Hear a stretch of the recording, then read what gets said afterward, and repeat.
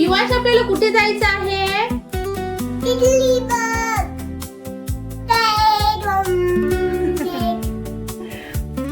नमस्कार मंडळी, कसे आहात सगळे? मी पल्लवी तुमचं आपल्या नवीन ब्लॉग मध्ये खूप खूप स्वागत करते। आज आविशला आणि युवांशला मस्त असं बाहेर घेऊन जायचं आहे।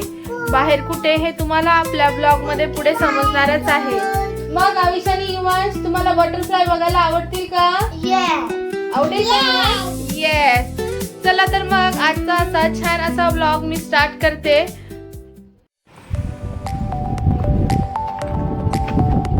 बाय युवांश, बाय बोल ना। बाय आविश, बघ इकडे स्माइल।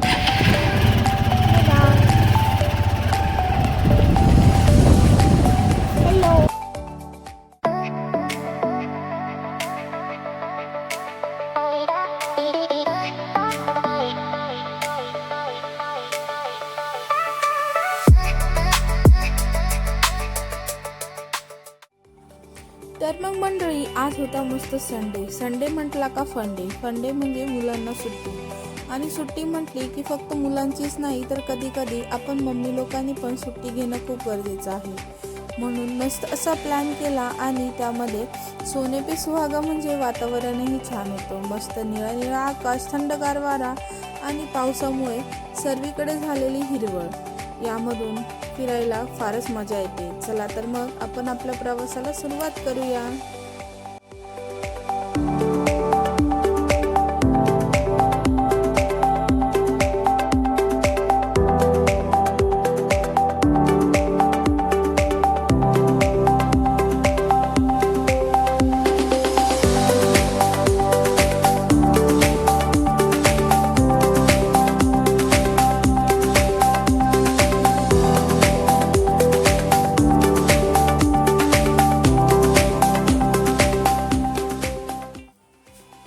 मस्त असं अवीनी रस्त्याला बघून थोमस दाखवला त्याला, तर रस्ता आणि डोंगर बघून फारच फ्रेशच वाटत होतो। आणि तुम्हालाही डोंगर बघून अगदी छानच वाटत आहे। मस्त असं आकाशामध्ये मध्येच काळे ढग दिसत होते, तर कुठे छान असा चमकणारा सूर्य ढगांच्या फेसामध्ये तो छान असा चमकत होता। वातावरण छानच असं झालं होतं आज, आणि मस्त असं आमचा प्रवासही चालू होता। जवळजवळ डोंगर येत चालली होती, तसे तशी मुलांची एक्साइटमेंट अजूनच वाढली होती। युवीला मात्र थंड हवेने इथे झोपच येत होती, पण आम्हीही मस्त असं रस्त्याने एन्जॉय करत चाललो होतो। गप्पा वगैरे चालू होत्या आणि त्यामध्ये छान असा फेसाळलेल्या आकाशाने आम्हाला तर अजूनच आमचं मन मोहून घेतलं होतं। मग आला हिरवा हिरवा गरगरीत असा डोंगर। डोंगर बघून अजूनच छान वाटत होतं, कारण आपण काही डोंगराजवळ राहत नाही आणि आपल्याला काही रोजच डोंगर असे दिसत नाही। हे काय आहे तुम्ही मला कमेंट करून नक्की सांगा। आणि इथेही आता रिनोव्हेशनचं काम चालू आहे, पण आपण काही इथे आज गेलेलो नाही। आम्ही फक्त फेरफटका मारण्यासाठी आणि डोंगर मुलांना जवळून दाखवण्यासाठी गेलो होतो। आता निघालो आपण आपल्या मेन डेस्टिनेशनला। चला तर मग बघूया आपण नेमकं चाललो कुठे आहे।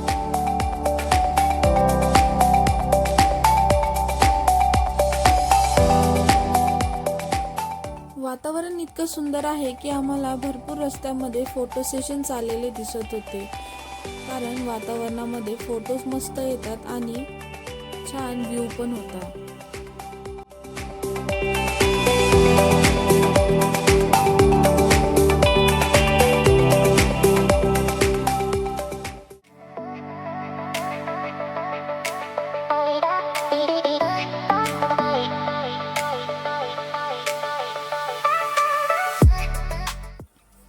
मग मंडळी, आपण आलो आहोत आता पंडित जवाहरलाल नेहरू वन उद्यानामध्ये, म्हणजेच आपल्या मुलांसाठी बटरफ्लाय गार्डनमध्ये। एंट्रन्सला मस्त अशी मोठी बटरफ्लाय होती।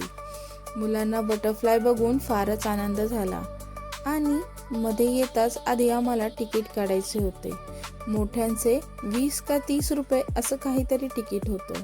मग काय आम्ही तिकीट काढले आणि वन उद्यानामध्ये मुलांना छान असं हिरवीगार झाडे आणि बटरफ्लायज, त्याबरोबर काही ॲनिमल्स पण तिथे होती, हे मुलांना दाखवायला आणलं होतं।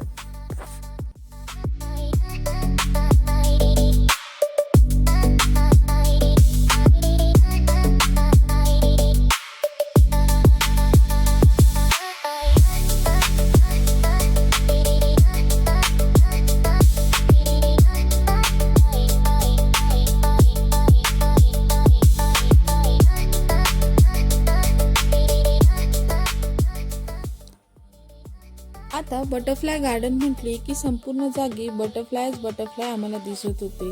अगदी एंट्रन्स पासून जी सुरुवात झाली ती सर्वीकडे छान असे भरपूर ठिकाणी बटरफ्लायज लावलेले होते. छान अशी माहिती तिथे पक्ष्यांविषयी, प्राण्यांविषयी, झाडांविषयी तिला दिलेली होती. आता हा स्पॉट काहीतरी नवीनच झाला आहे. इथे छान अशा बटरफ्लायज होत्या आणि त्यांचा रंगही एकदम सुंदर आणि फ्रेश असा दिसत होता. खूप फ्रेश असं वातावरण वाटत होतं. अगदी एंट्रन्सलाच हे सर्व असल्यामुळे अगदी छान असं झालं होतं. आणि तिथे वॉटरफॉल पण आहे, पण अजून काही त्याचं काम चालू असल्यामुळे ते चालू झालेलं नाही. मुलांना असं मोकळी जागा बघून फारच फ्रेश आणि फारच मस्ती सुचली होती.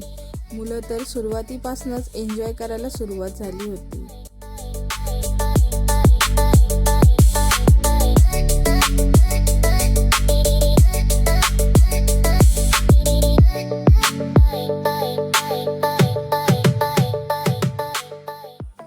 बटरफ्लाय गार्डनचं वातावरण बघून युवांशी तर झोपच उडून गेली. सर्वीकडे त्याला काही ना काही दिसतच होतं. कुठे पक्षी उडत होते तर कुठे छान अशा 2-3 पाकोळ्या त्याला रस्त्याने दिसत होत्या. त्याचं सतत इकडे तिकडे लक्ष चालू होतं. आणि मध्ये मध्ये हे जे पक्ष्यांविषयी, प्राण्यांविषयी बोर्ड लावलेले होते तेही मुलं बारकाईने बघत होते. असं काहीतरी मुलांना निसर्गरम्य ठिकाणी घेऊन जायला पाहिजे.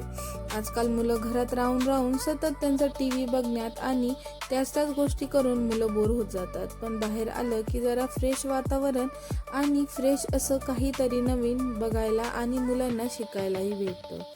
आज बघायला गेलं तर माझ्या ड्रेसवरही खूप अशा बटरफ्लायज आहे. मी बटरफ्लाय गार्डनला चालली होती म्हणून मुद्दाम म्हणूनच असा ड्रेस आज मी वेअर केला होता.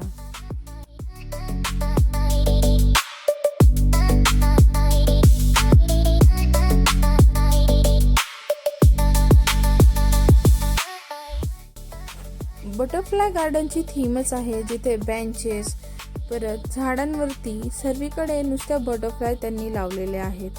अगदी त्यांनी जे लॅम्प आहे त्या लॅम्पला सुद्धा बटरफ्लायचे शेप दिलेले आहेत. आणि इथे मस्त असं मुलांना खेळण्यासाठी गार्डनही आहे. गार्डनमध्ये पण बहुतेक ठिकाणी आम्हाला असे बटरफ्लाय लावलेले दिसत होते. छान असं गार्डनचंही वातावरण होतं. सर्व वस्तू, सर्व खेळणी ह्या नवीन आणि स्वच्छ दिसत होत्या.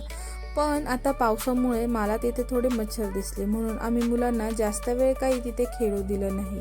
कारण बटरफ्लाय गार्डन खूपच मोठं आहे आणि ते एक्सप्लोअर करणं आपल्याला आज पूर्ण जमलं पाहिजे, यासाठी आम्ही मुलांना जास्त गार्डनमध्ये खेळू दिलं नाही. पण मुलं असे आहेत का त्यांना गार्डन दिसलं की त्यांना असं वाटतं आम्हाला बाकी काही नको, फक्त आम्हाला खेळायला द्या. आणि मुलं असे मस्त असे एन्जॉय करत होते.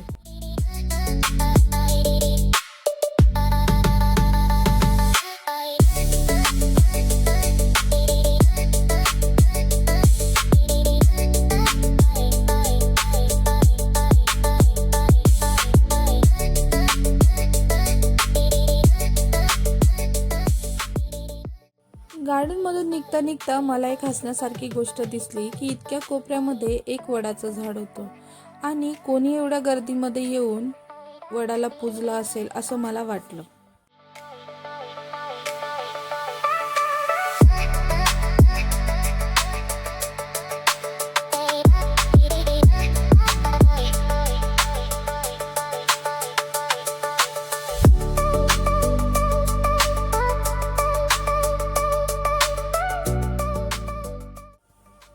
आता इथे मुलांसाठी मस्त असे ॲनिमल्स होते. एलिफंटचे विविध प्रकार इथे मुलांना बघायला भेटले आणि ते ॲनिमल्स आणि एलिफंट मुलांना अगदी खरेखुरेच वाटत होते. एशियाई हत्ती आणि आफ्रिकन हत्ती असे 2 विविध प्रकार होते. आणि इथे होता फ्लेमिंगो बघून मुलांना तर वेगळाच आनंद झाला. आणि युवांशला तर फ्लेमिंगो सोडून त्याला जंगलामध्येच पळायचं होतं, पण आविदादाने त्याला इथे मध्येच पकडून धरलं.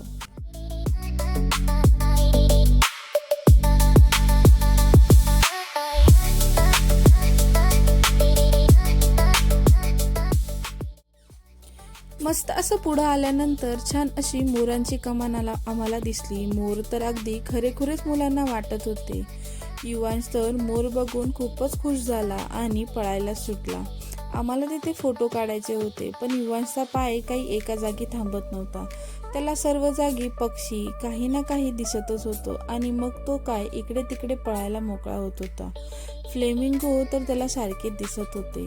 सुंदर असा बगीचा होता, तेथे छान अशी फुलं पण होती.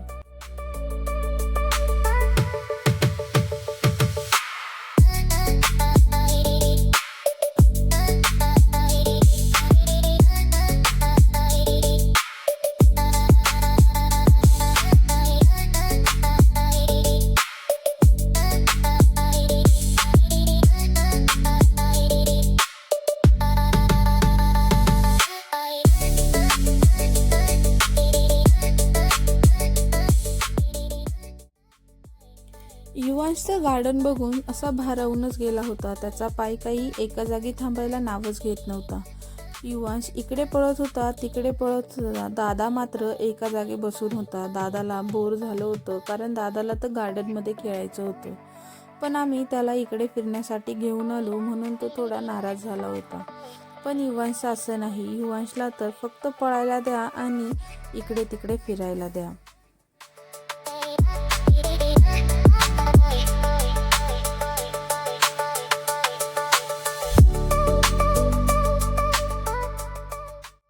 संपूर्ण गार्डनमध्ये सर्वीकडे हिरवेगार पसरलेली होती. जणू काही हिरवीगार चादरच पसरवून ठेवली होती निसर्गाने.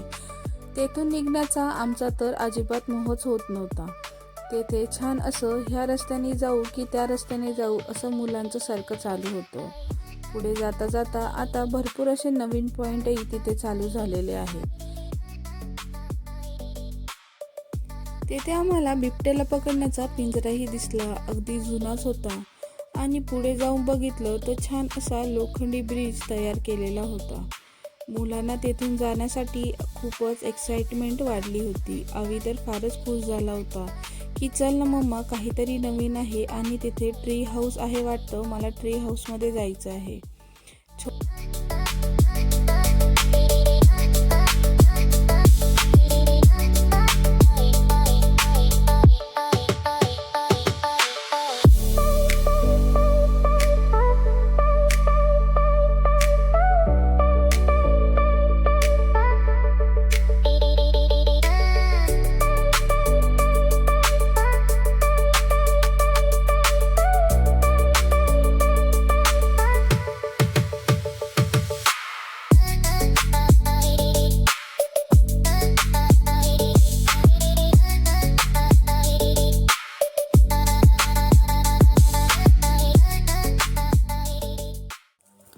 ब्रिजवरती आल्यानंतर बटरफ्लाय गार्डनचा आणखीनच व्ह्यू वेगळा येत होता आणि तोही आम्ही बघितला. आणि व्ह्यू बघून तर मुलं अजूनच खुश झाली. काहीतरी वेगळं असं वाटत होतं. पुढे येता येता ब्रिज असा संपत आला आणि अजूनच नवनवीन गोष्टी आम्हाला बघायला भेटत होत्या. आजचा व्हिडिओ तुम्हाला बघता बघता फारच मोठा वाटत असेल, पण अजूनही बटरफ्लाय गार्डन काही संपलेलं नाही आणि आम्हाला काहीतरी हिडन प्लेस भेटलेला आहे. ते तुम्हाला उद्याच्या ब्लॉगमध्ये बघायला भेटणार आहे. त्यामुळे उद्याचा ब्लॉगला अजिबात मिस करू नका. आणि आजही ही जी हिरवं वातावरण आहे, छान असे डोंगर, छान अशी झाडं आणि पक्षी, प्राणी, तुम्हाला जे जे बघायला भेटलं ते आज एन्जॉय करा आणि उद्याच्या व्हिडिओची एक्साइटमेंट अजूनच वाढवून ठेवा.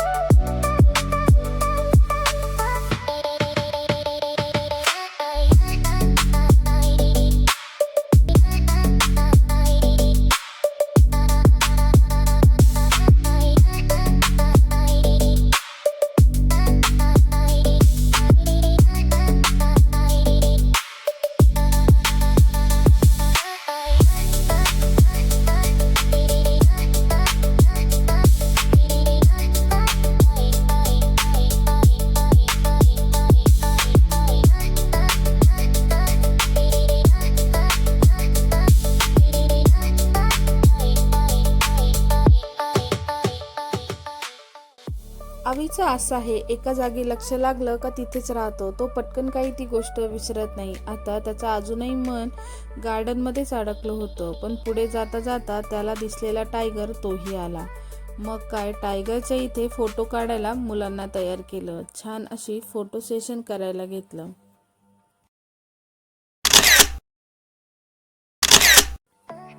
चला तर मग आजचा ब्लॉग मी इथंच संपवते. भेटूया उद्याच्या पार्टमध्ये. आणि उद्याचा पार्ट बघायला अजिबात विसरू नका, कारण आम्ही हिडन प्लेसमध्ये गेलो आहे आणि ते तुम्हाला बघायला खूपच मजा येईल. चला तर मग बाय बाय.